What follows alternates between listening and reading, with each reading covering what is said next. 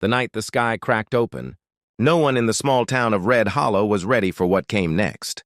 It started with a sound, low, humming, almost like the earth itself was breathing. Emma Carter stood on her porch, staring up as the stars flickered strangely.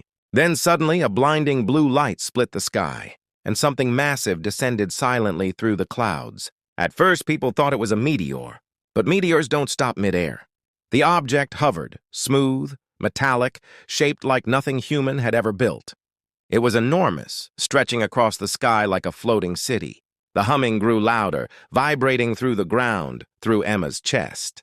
Then everything went dark. The power across the entire town died in an instant. Phones stopped working. Cars shut down. Even the wind seemed to disappear. There was only silence. And that ship. Emma wasn't the kind of person who panicked. While others ran inside or screamed, she stepped forward. Something about the ship didn't feel aggressive. It felt curious. Suddenly, a beam of soft white light shot down from the underside of the craft, landing just a few feet in front of her. And then someone stepped out. It looked human, almost. Tall, pale, with eyes that shimmered like liquid silver.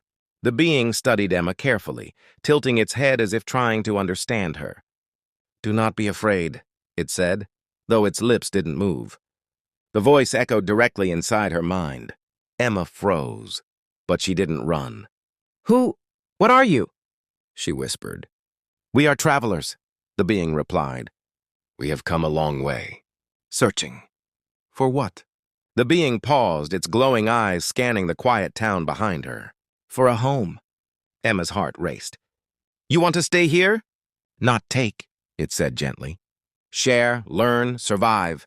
Behind her, more people began to gather, watching in shock. Some recorded videos, though their devices barely worked. Others whispered in fear. Emma took a step closer to the light. "Why us?" she asked. The being's gaze softened.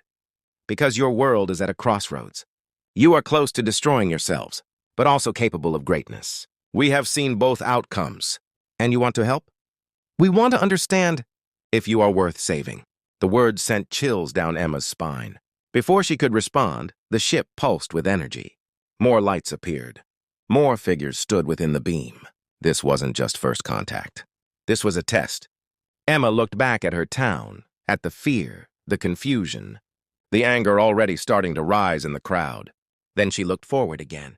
"If we fail?" she asked quietly. The being didn't hesitate.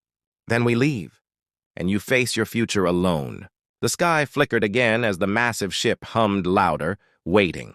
For the first time in human history, the fate of Earth didn't depend on governments or armies. It depended on a single choice, and Emma Carter took a deep breath and stepped fully into the light.